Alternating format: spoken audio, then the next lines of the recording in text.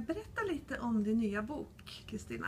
Ja, vi har skrevet den her bogen, fordi vi synes, at der manglede en bog omkring klikkertræning.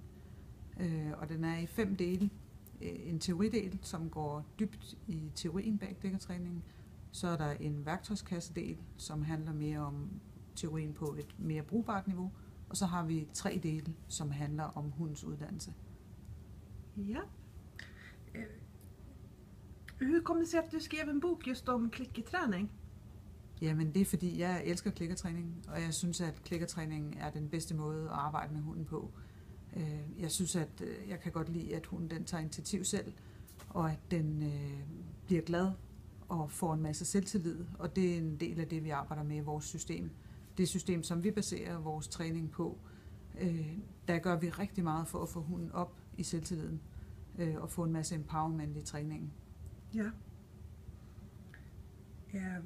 Vad är det som gör klickerträning så bra och så kul enligt dig? Jamen det er lidt af det, jeg talte om før med, at hunden bliver rigtig glad af det, og det er en måde, jeg synes, man kan løse alle træningsproblemer. Vi arbejder også med adfærdsproblemer, og der er faktisk ikke nogen ting, som man ikke kan løse med den her trinvise tilgang til træningen, og det er at få hundens engagement frem hos den selv. Vi har en del kurser, hvor vi har hunden, som er det, vi kalder helt lukket, og de blomstrer op igennem den her træningstype. Og for mig, der kan man bruge det både til adfærdsproblemer, hverdagstræning, konkurrencetræning. Ja, och boken innehåller alla 3 delar?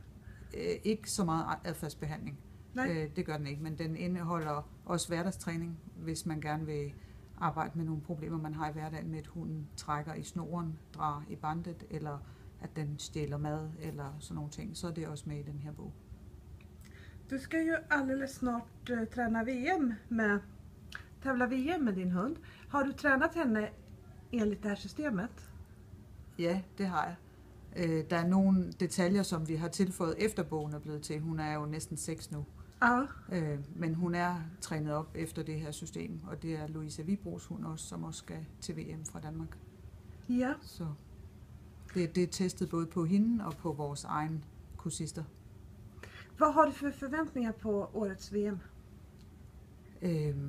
Hun har været syg og haft en pause, men nu er hun frisk igen. Så jeg er rigtig glad for at være med.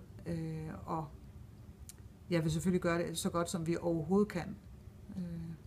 Men det er lidt spændende at se, hvordan det kommer til at gå.